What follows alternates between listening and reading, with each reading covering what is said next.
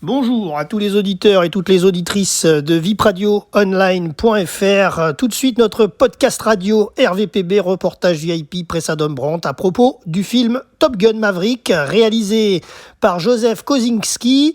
Il est sorti en 2022, c'est un film américain. Il est sorti le 25 mai dernier avec, bien entendu, au casting Tom Cruise, rôle principal, accompagné de Miles Teller et Jennifer Connelly. Ce film, donc, qui était prêt depuis plusieurs années, mais avec le Covid, a été retardé au niveau de sa sortie. Il a été présenté donc hors compétition au Festival de Cannes 2022. Il y a quelques semaines en arrière, nous étions présents au Palais. Et donc, ce film Top Gun Maverick est enfin sorti dans les salles le 25 mai dernier. Il s'agit de la suite du film Top Gun de Tony Scott qui avait été sorti à l'époque en 1986, dont l'action se déroulait principalement à Top Gun, l'école de formation au combat aérien de la marine américaine. Voici donc l'histoire de ce Top Gun Maverick, édition 2022. Le pilote de chasse et capitaine de vaisseau Pete Maverick Mitchell a ralenti délibérément ses promotions en 30 ans de service afin de continuer de voler. Il est aujourd'hui pilote d'essai dans le désert des Mojaves pour le projet d'avion hypersonique nommé The Dark Star. Après un vol à plus de Mach 10, tenez-vous bien, son prototype prend feu et Maverick s'éjecte. Mach 10, un peu plus même, il était plutôt à Mach 10,3. Il a dépassé les Mach 10. Son prototype a pris feu, Maverick a réussi à s'éjecter. Le programme d'essai a pris fin. L'amiral Kane, en charge du programme, a souhaité interdire Maverick de vol. Il a été convoqué, Pete, à la base aéronavale de North Island. Retour donc dans les années 86 pour vous faire le schéma.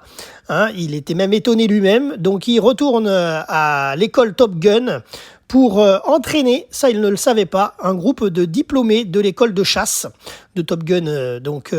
Pour cette mission spéciale, il est réclamé par son ami et ancien pilote, l'amiral Tom Iceman Kazansky, qui est d'ailleurs devenu le commandant de la flotte US du Pacifique, poste très important.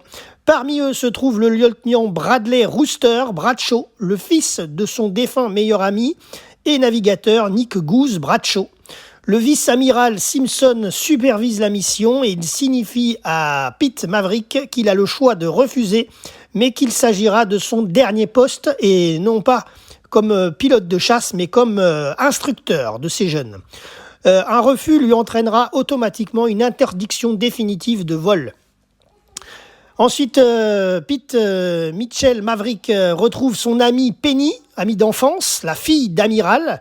Elle tient le proche de l'école d'aviation de Top Gun et elle vit avec sa fille Amelia, adolescente. Lorsque Maverick se présente comme instructeur, les officiers supérieurs qui dirigent l'école l'informent de la mission particulière des pilotes réunis à Top Gun. Il faut détruire une installation en haute montagne destinée à la fabrication d'uranium enrichi. Une nation hostile non nommée, on ne sait pas quel est ce pays. Il développe dans cette usine une intention de l'utiliser contre les États-Unis ou contre les alliés dans la région. L'équipe des pilotes de Top Gun est chargée de détruire cette cible bien protégée par son emplacement très particulier, un cirque montagneux au fond d'un canyon, défendu par plusieurs batteries de missiles anti-aériens. Voilà de quoi retourne ce Top Gun Maverick édition 2022. Alors juste une petite précision, donc c'est la suite de l'année 86, du premier Top Gun, mais ne vous attendez pas à des avions dernier cri, dernière génération de 2022. C'est resté dans le jus des années 80 quand même dans le film, il faut le savoir.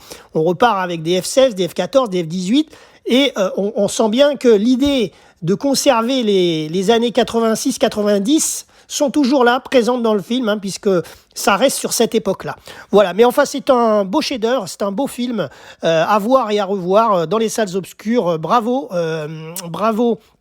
au réalisateur Joseph Kosinski, et bravo bien entendu à Tom Cruise dans son rôle principal, et également à Penny, Jennifer Connelly, qu'on ne connaissait pas dans Top Gun 1, qui a donc un beau rôle également, et c'est très sympa à voir tout ça. Voilà, en tout cas, bon film à recommander. C'était Jérôme pour RVPB, vipradioonline.fr.